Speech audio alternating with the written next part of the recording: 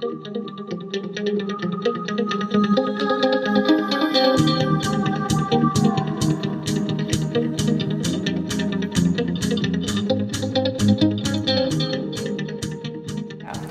I'm going to talk about inclusive education, but I'm particularly going to share some views from the perspective of the parents, which is drawing on some research and some of the work that I've been involved in the last couple of years.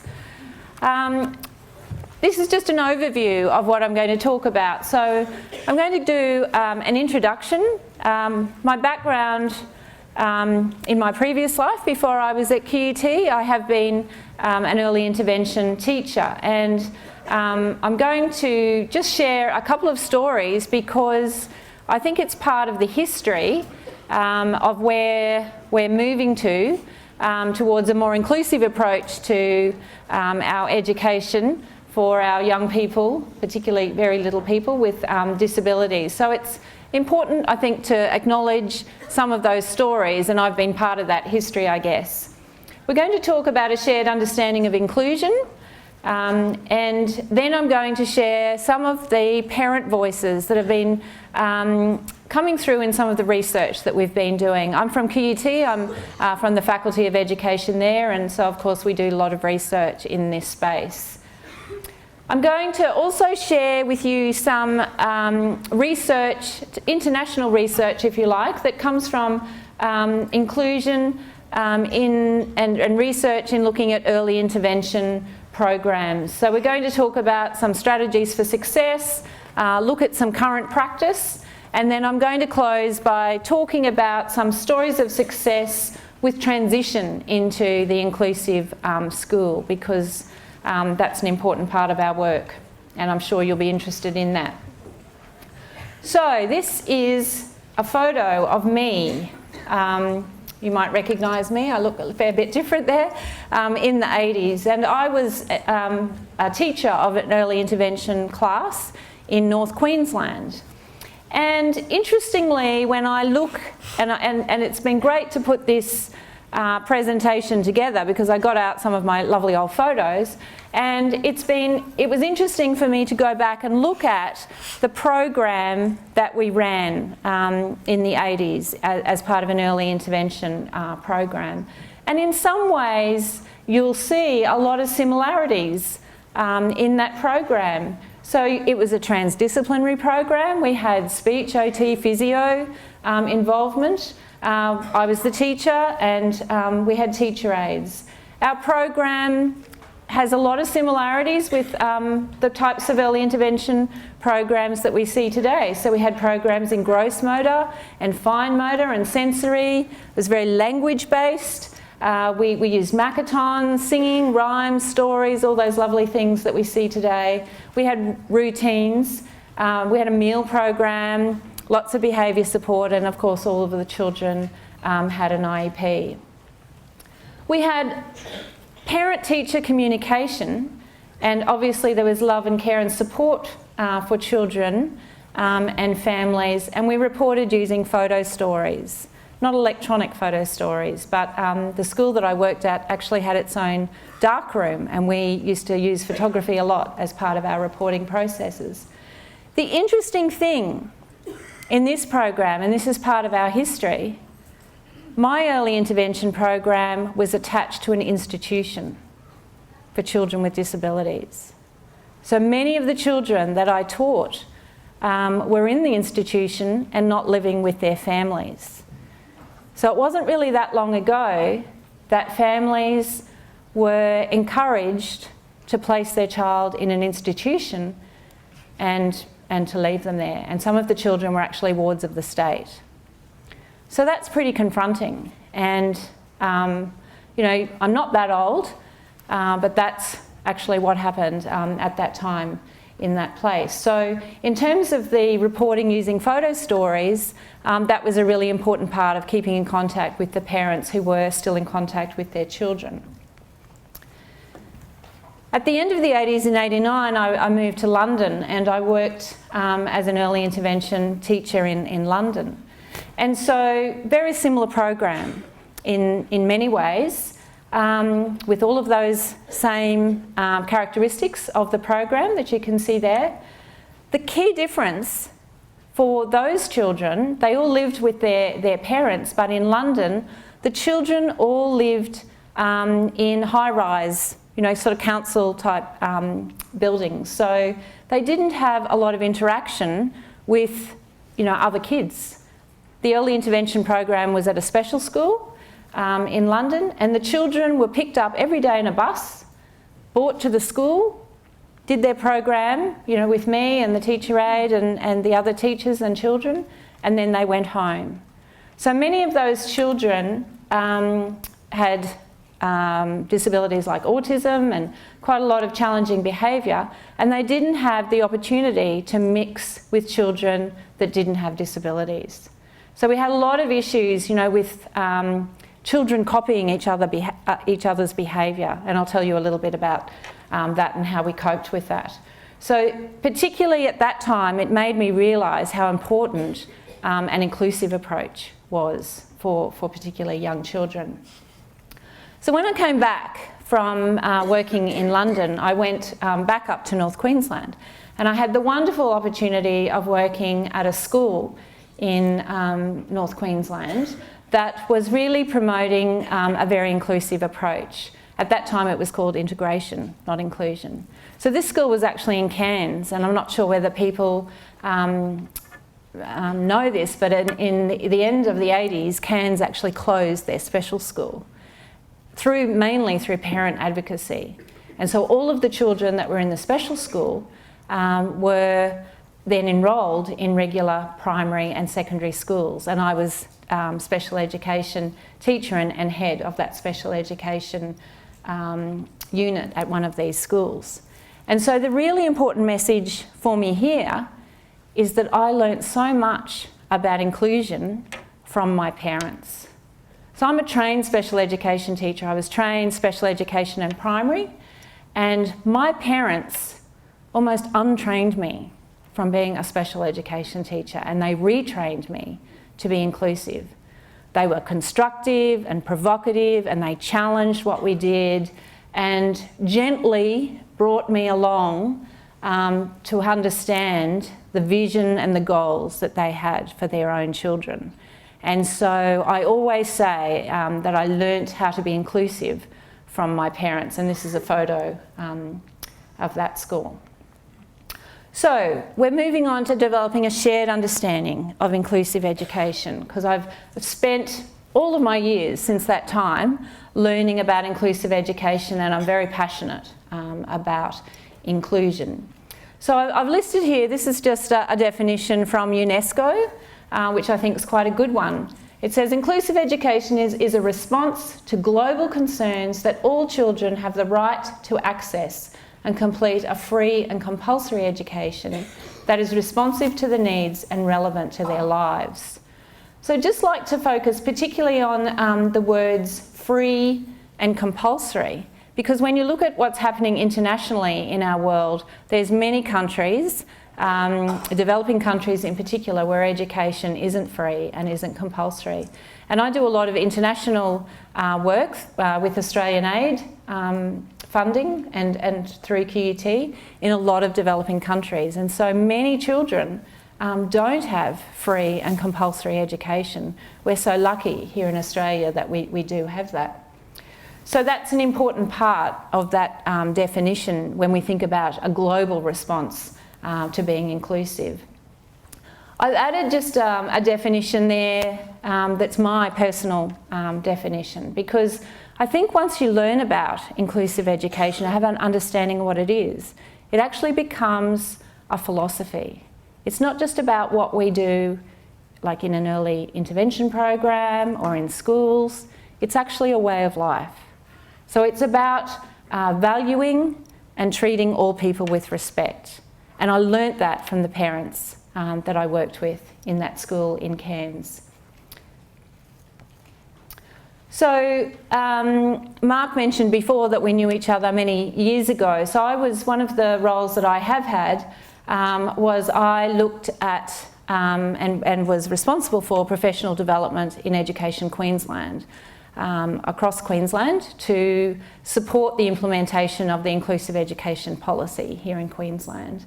And at the time, Professor Roger Slee was our Deputy Director General. And one of his sayings that he used to say all the time was, inclusive education is everybody's business. And that became such an important statement. I use this all the time at QUT when I talk about inclusive education with our students and with our visiting programs, because one of the things when I was in the staff college for inclusive education, which was the strange name that they came up with for this whole, well, it wasn't an organisation, it was just me and another staff person. It sounds like a wonderful big group of people, the staff college, but it was like a virtual staff college working with people all over Queensland to implement inclusive education. And one of the things that we used to do was we'd send out brochures and information to school principals to advertise, a workshop or some research or some program that we were doing about inclusive education. And the principals used to take the flyer and walk it down to the special education unit. And I used to get really cranky about that, and I'd say, no, it needs to go to everybody. It's everybody's business. So that was an important part of the work, and it still is an important part of my thinking. So inclusion, just to sort of develop that lovely shared understanding, has a focus on diversity. It's not just about disability, it's about diversity. So it's about culture and gender and socioeconomic background and all sort of areas of diversity. And one of the other nice sayings to pick up on that we talk about all the time is diversity is normal. So we need to move beyond this, who's normal and who's not normal, and we think about diversity as actually normal. Inclusion has a focus on children or people having access to where they need to be. If it's schools, they need to be able to access the learning, the resources. They need to have the opportunity to participate, and we need to ensure that they feel like they belong. So that word belonging is really important in inclusive education. If you're a family and you have a child has a disability, you want to feel that you belong at that school or in that program or, in that club or wherever you're going. And that's the same for all of us. When you go to a new gym, you want to feel like you belong. You go to a party, you want to feel like you belong. We also need to focus on high expectations. So that's something, particularly now we have a national curriculum. We need to include everybody as part of that program of learning in the national curriculum. Inclusion has a focus on the learner. So in order to do that, we need flexible curriculum and pedagogy, and we have fair assessment to be able to measure and understand what children know and what they can do. So we need to do that fairly, and it's values-based. So I'm going to talk about values now in a little bit more detail, because values are a really important part of inclusive education. So we need to challenge the status quo. The parents challenge me. I challenge our pre-service teachers. I want our pre-service teachers, when they graduate, to go out, in early childhood, primary and secondary settings. I want them to challenge what's happening and do things differently. Respect for parents and community, and relationships with children need to be built on respect, care, empathy, high expectations. We need to empower them to be strong. We need them to be advocates, and has a strong focus on social justice. And so inclusion isn't just about what we do with children in the classroom, it's about inclusive ways of working with staff and the school community, and really draws on all those lovely ideas about collaboration, having a democratic approach and teamwork.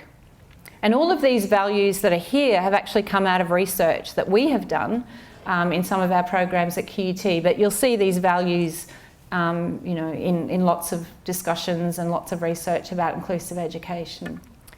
So just in summary there, all children and families have a right to services in their local neighbourhood.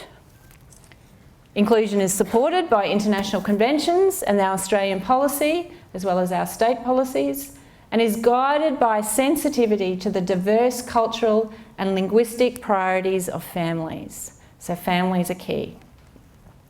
So I'm just going to put up, this is just a nice visual model. If you're a visual learner, you might like this. So this is a little bit of looking at the history. So we have exclusion. This is from a colleague in Europe, so we have some different spelling here. So we have exclusion. You can see, I don't think it needs any explanation. We have separation or segregation, segregated settings, where there's a group of people outside. We have integration, which was what, if you've been around in education for a long time, integration came before inclusion, and then we have inclusion. So that's a nice visual way of thinking about what we're talking about.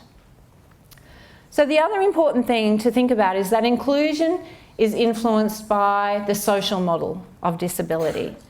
So we need to remember that disability is socially and culturally constructed. So if we think about the DSM-5, for example, which is, you know, the manual, many of you would have heard of that, it's the Diagnostic and Statistical Manual of Mental Disorders, lovely term, 5th edition.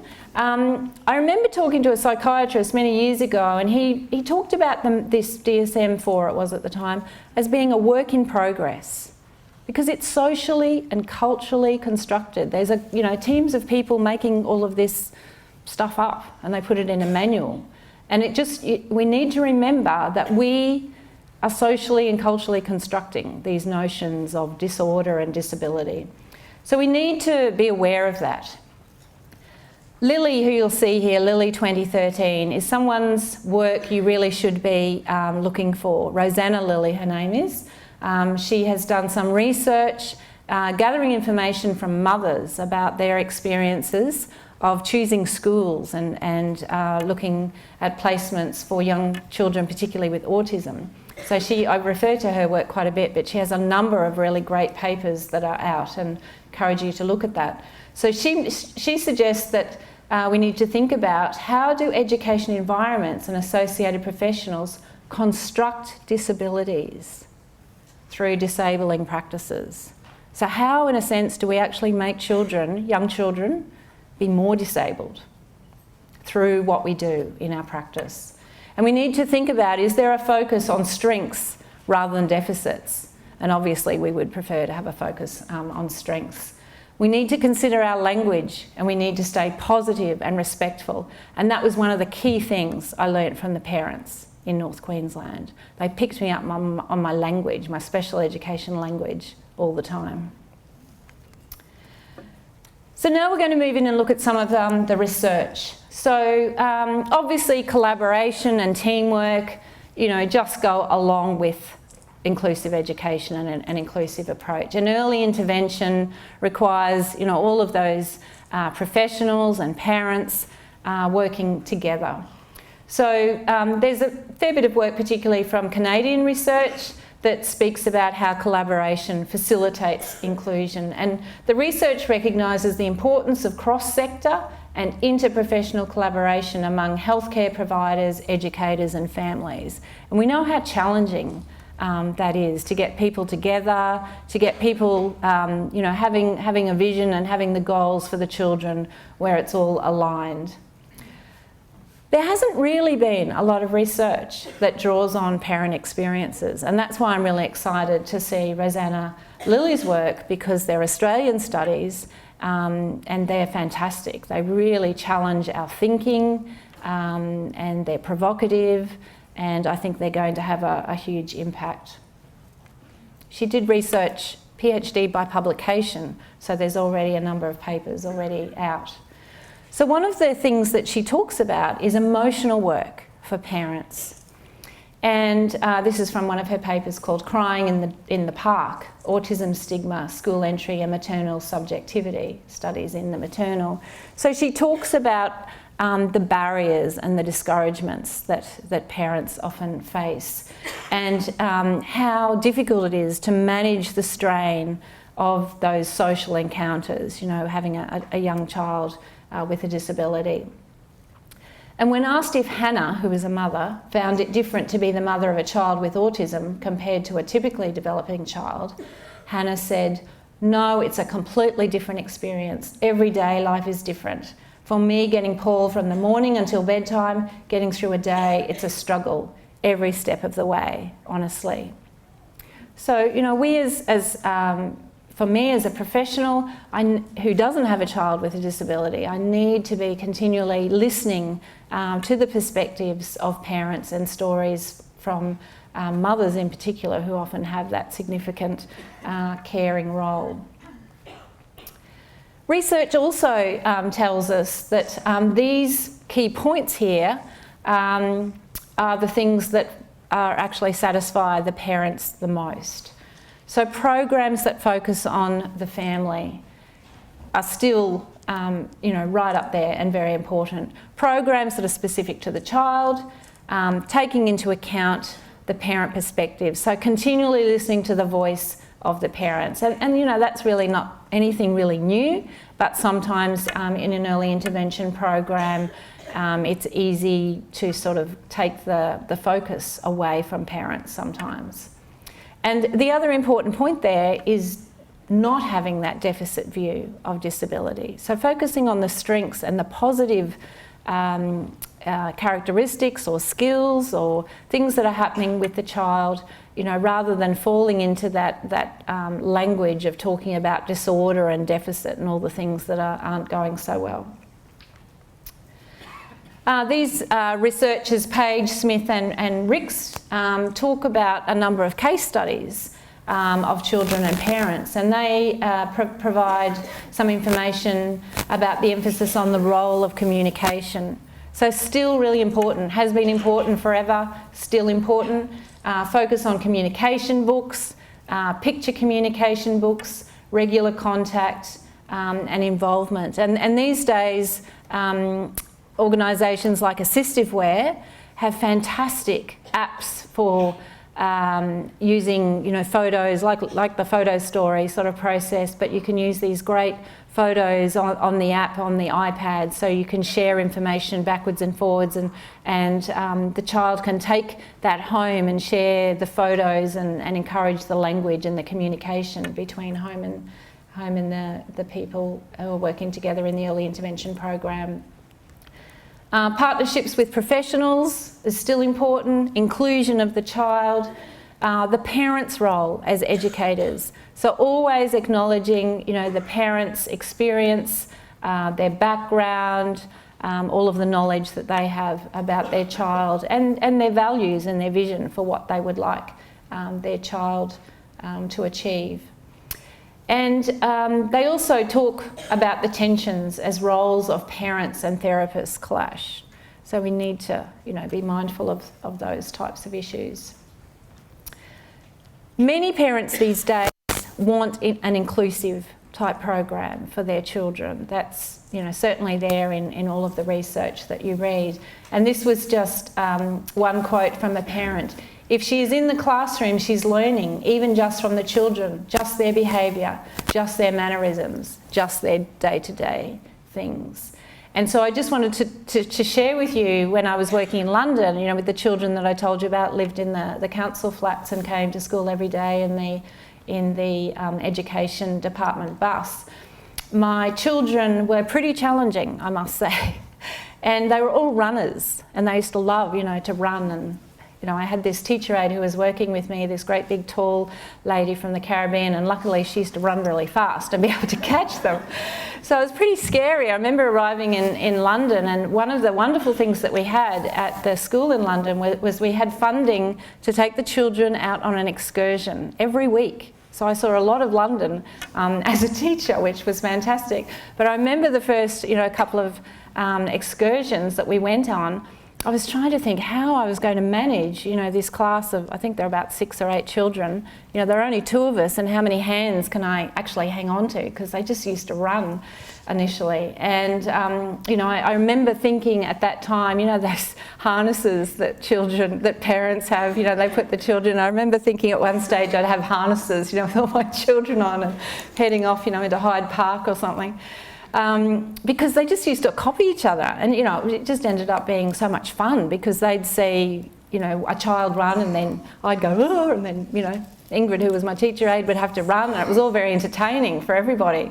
So it was just a nightmare. And I remember, you know, thinking, okay, no, I can't do that. I've got to work out a way, you know, to teach them how to behave appropriately when we go out in, to all these places. So that was difficult when you've got a whole class of children who like to copy each other. We had really strange eating habits in that group of children because, you know, London, you have the school meal. You know how Jamie Oliver's trying to fix up all the school meals where we had baked beans every day and chips and all that food. And so every day, you know, we'd bring the little table in and we'd have a meal together. And, you know, I had one little girl who had autism, and she would only eat baked beans, and she ate it with her fork, with one prong of her fork in each baked bean. You know, so that's how we ate dinner every day. So, you know, it was very difficult when you know, trying to get children to do, to learn appropriate skills. So all of that was made a lot worse because we didn't have the opportunity to be an inclusive setting.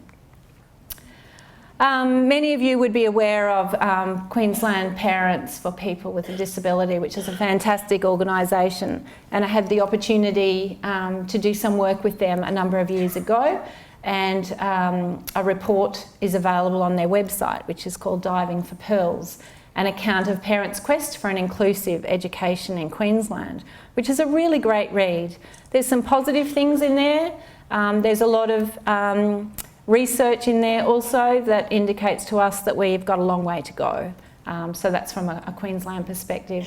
And some of the comments here, so yes, you have to be a really strong advocate, and if you're not, your child goes under the radar and misses out on opportunities. So an ongoing focus, you know, for parents and often particularly mothers to be an advocate for their child and how exhausting that can be. One parent said, I try and be really creative and give heaps and heaps of stuff to teachers. So always, you know, having more responsibility to try and make it easier and to support what was happening in the classroom. I've been the parent that's been in their faces nicely and lovingly, but saying basically, I'm here to fight for the rights of my child. You want inclusion? That's fine. We need to do inclusion in a way that works. So there's a lot of really illuminating data for us to read and help us to understand the perspectives that parents have. Just some research from the UK, an early intervention program, the Thomas Outreach Project, highlights some key curriculum content, which I'm sure we would see in many of our programs here. So a focus on attention, imitation, language, play, special time where the child sort of leads play rather than just parallel play, academic skill development, social interaction, communication, fine motor, gross motor skills, links to family involvement. So a lot of, you know, similarities there. Some of those researchers also talk about how do we reward and focus on the special achievements, and what are those special achievements in the early intervention program. So they highlight the social interactions and communication, tolerance, participation, independence, being settled and being happy, and routines. So what strategies are the most useful for progress? And so there's quite a bit of research generally in the literature that supports the work leading towards a more inclusive approach. So these days we have a lot of great examples of work using visual and symbolic type symbols and strategies. So we have the pictorial exchange communication system. We have all of the fantastic work on Teach that's come through, particularly to support children with autism, but great for many, many children. Social stories also has come through the autism research and work, but also good for many, many children.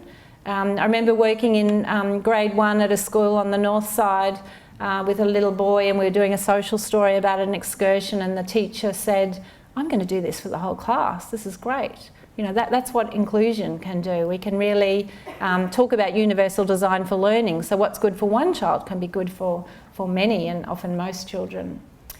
Visual schedules, Makaton, of course, and those types of early sort of language and signing, and the use of transition cues can be particularly valuable.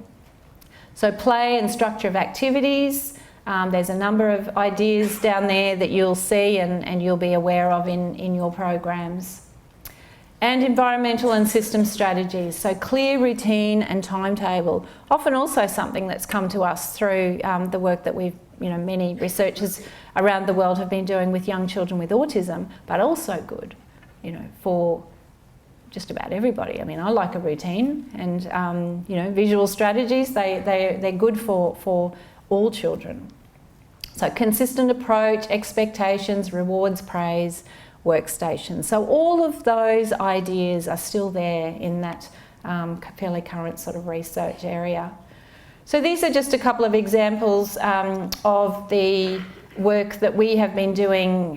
Took a group of QUT students to Bhutan this year for a service learning program, and so we set up the visual strategies using board maker symbols, for example, with little folders for the children, and we also set up the routine, with the visual schedule. So all of those ideas are just, fantastic and can really make a big difference, I think, for many children, and great also for parents to have those types of activities also used in the home, and those routines and schedules used in the home.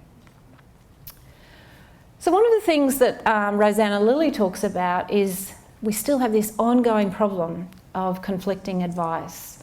So we often have, particularly in those early years, we have multiple experts involved, often in the diagnosis stage, leading to choosing programs and interventions and support, and there's often conflicting professional advice for parents. So whether you're working in an early intervention program or you're involved in therapy, we need to really be aware of that and try and, I suppose, be consistent with how we use language and how we help to support parents, particularly in those early years. And Rosanna Lilly, in her some of her work, talks about some of the examples from parents and how difficult and challenging that can be, and very stressful. The other thing she talks a lot about, which we'd all be aware of as we have more and more social media, is the parent grapevine and how powerful that is. And so she's got a lot of great stories in her papers about mothers in particular, talking to each other and finding out about what you do here and where you go there and what that person said and all that sort of thing. So, we also, thinking about me as a teacher, we need to be aware of that and be respectful of that, because they're often reflection of true stories, an experience that some parents might have. So she also talks about the decisions that parents have to make about whether they're going to, from an early intervention program, whether they're going to, their child's going to transition into a segregated setting or an inclusive setting, and how difficult that is, because there's so much conflicting advice about, well, you should do this and you should do this, and people are advising people, from all of their different perspectives. And because her research is particularly with mothers, she says mothers are never sure that they're doing the right thing, because they always want to do the right thing for their child. She talks about the dynamics of hope, that many parents are willing to try a bewildering and often expensive array of rumoured treatments all the time to do their best for their child. And one of the things I added in there was, and this is for me as a teacher or from a therapist perspective, to be aware of the should word, because as professionals we often use the should word a bit too often, and I know my parents in Cairns used to pick me up on that. particularly because at the time I wasn't even a mother. At that time I was young. I have children now, but at the time, you know, they just said, you have no right to be telling me what I should be doing. So, you know, we really need to be aware of that sometimes, and it, you know, you'd be surprised how many times that should word pops out of your mouth. We have lots of wonderful inclusive strategies. So universal design for learning and play, which is about creating, you know, learning opportunities and play opportunities for all children that everyone can access and participate in. Respect and value for the family are certainly key as part of an inclusive approach. High expectations, certainly important. And we have lots of evidence-based strategies, such as this is the, from assistive wear, of course, the technology supports to improve access and learning. So these are the new things. Some of the technology supports and resources are very exciting and can really make a big difference, particularly for young children if they don't have verbal language early. So using visual images to support language and communication. And that's just an example of a playground that's designed with the principles of universal design to the playground. So coming to a close now, I just wanted to share a couple of stories from an Australian Research Council project that I've been involved with over the last couple of years, which is about transition from early childhood type programs into prep and grade 1. So we're following a group of children and mothers along the way. But I wanted to share with you these stories, particularly these are stories from teachers. These are teachers' words. And one of the exciting things for me is that they're so positive. So, you know, we're no longer in that situation, you know, this isn't for everybody, but no longer in that situation where we're still trying to convince people about inclusion is good. These are positive stories. So the teacher says, the child is a very special and loving individual. The children adore him as I do. Our prep year would not have been as wonderful without him. He has a warm and friendly personality that rubs off on the people around him. He is mostly a hard worker who tries his best, shows an enthusiasm for learning. So these are really positive stories. There's lots of data like this in this study. The teachers talk about the benefits for the peers and the class. So not just for the child who has a disability, but benefits for the whole class. Other children in class have developed skills in their social development, compassion and care. Children have developed ways to communicate with child and interact with child in positive and inclusive ways. Other children have developed an understanding of tolerance. I mean, these are all great characteristics that we want to have for all of our children. We, teachers and children, benefit from his view of the world and his strengths. Okay, so final slide. I want to finish with a quote from a colleague from Canada.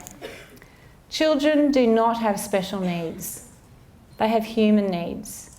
To be loved and love, to feel safe and welcome, to move about their environments and to learn to find their place in the world. Special are all of those weird and wonderful things we do instead of doing this. So thank you.